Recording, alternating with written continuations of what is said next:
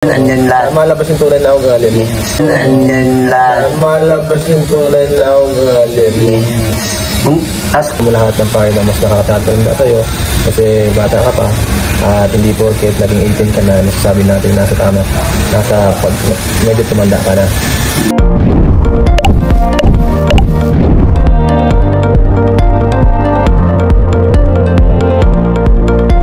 EDSI update, hubby, binuking si wifey, fiancé, lumalabas ang tunay na ugali.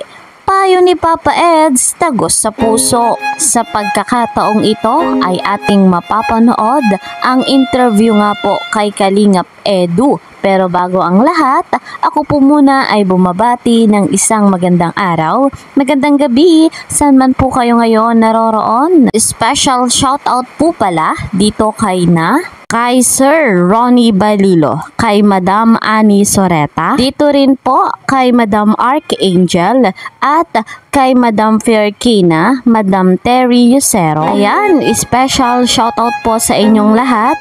Mega love shoutout naman sa mga kasamahan ko po sa Karepa, Kalingap Reactor Partner, gayon din po sa mga bigating sponsor. Ayan, mega love shoutout po sa inyong lahat.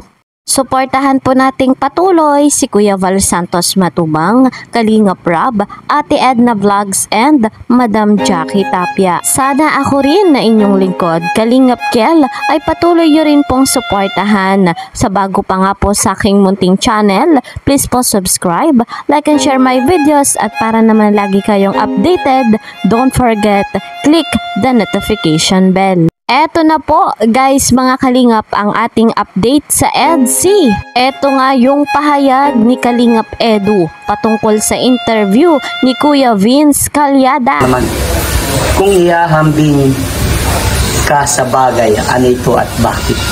Bagay, Yeah. ang dami ko sa bagay. Diamond. Wow, bakit diamond? Diamond. Kristal ano? Kristal. Nagdinding. Siyempre, hindi natin pwede doon sarili tayo. Okay. Siyempre, una sa lahat, matigas. Matigas. Kahit ano ang diamond, di basta masisira ang diamond. Yeah. Kaya, ayan, sa matigas ang diamond. Pero, parang maganda. Oo, parang doon makita na. Matigas at dito na tagdadako kay Beyonce. Pinakamasayang moment na kasama mo si Beyonce. Uy, ano nga ba itong pinakasayang moment ni Papa Eds kasama si Viancy? At ano nga ba itong lumalabas na tunay na ugali ni Viancy? Ang pagbubuking ni Papa Eds ating panoorin. Ano siya sa scouting? Nasama. Dati, yung ganun, kahit simple lang yun, talagang yun ang Roy, yun ang walang kahit anong kung ano kami lang, yun lang, mas masaya yung ganun lang minsan. Kaya marami din naman sa mas nagagawa mo kahit anong baga. Belo nga parang ganun. Kaya, parang, sige kahit saan natin. At inyong kulitan, andyan lahat. Malabas yung tunay na ugali. Ayan, eto palang sinisiwalat ni Papa Eds ay positive vibes naman pala yung lumalabas na tunay na ugali ng ating Lady Viancy. Napupuntahan kung saan yung gusto pumunta. Wow! So ito naman bro, saan mo maihahambing ang EDSI? Ano at bakit? Yan, EDSI naman yung team nyo. Yung... Seryoso kasi ang EDSI, ang hirap magsabi. At mga mysterious na object. Parang hirap yung mystery nito. Full of surprises kasi ang EDSI, mahirap. Wow! Mahirap yan. May predict. Para siyang para siyang magic or ano. Wow, magic. Yan, yun. Para magic na lang. Alright. Magic Kayo na po bahala mga Kalingap. Magic sarap. Ay, magic sarap! Yummy! Nasarap. So, Grabe talaga ang EDSI, full of surprises. Ika nga ni Kalingap Edu, parang magic sarap, abay matindi. Nakamadalas mo marinig na salita kapag kausap mo si Beyonce. Yan. Hindi alam ng iba yan, pero ikaw lang nakakaalam bro. Parang mahilig mo, parang madalas mo marinig sa kanya. Duda. Duda? Oo, duda. Aray ko, duda. Fiancé, para duda ka pala ha. Ngayon ko lang nalaman. Okay, ito. Eto naman mga kalingap, ang tagos sa puso na payo o mensahe ni Papa Eds kay Viancy. Ating panoorin ito. Gaya lang yung dati, palagi ka lang mag-iingat sa mga lakad mo. Palagi mo lang iiyan ang Panginoon sa mo, sa bawat galaw mo, decision mo sa buhay mo.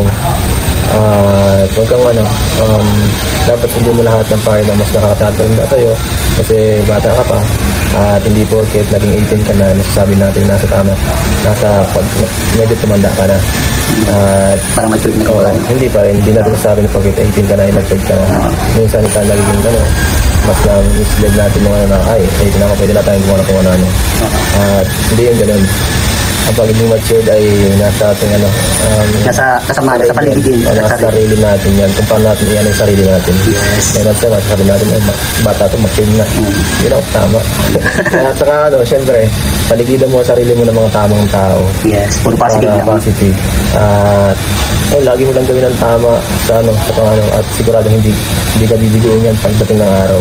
Kasi syempre ako, naranasan ko na nagkamali na ako ng mga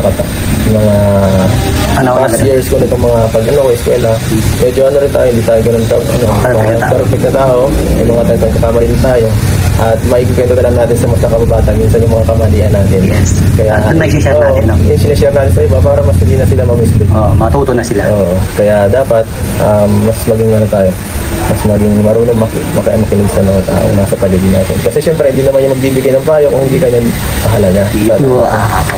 Kasi kung wala silang pakialam mga sa paligid mo, hindi sila magsasalita ng kahit na proceed lang yan sa ginagawa nila.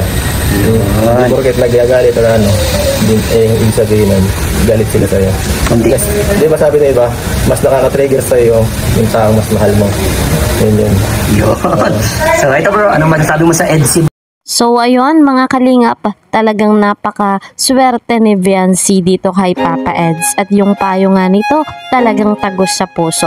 Ganyan talaga kapag tunay na partner, kapag tunay na nagmamahal. Tama rin naman, ito nga pong sinasabi ni Kalingap Edu. Kaya nga po bilang bagong dalaga si Viancy, hindi pa nga po ganap siyang matured. Siyempre nandiyan pa rin yung gabay at payo ng kanyang mga magulang, lahat ng nakatatanda sa kanya. At syempre si Papa Eds, handa nga po siyang gabayan si Viancy, alalayan at dalhin pa sa napakagandang kinabukasan. So guys mga kalingap, patuloy nga nating susuportahan ang love team na EDC at abang-abang lagi tayo sa upload ni Kalingap Rob.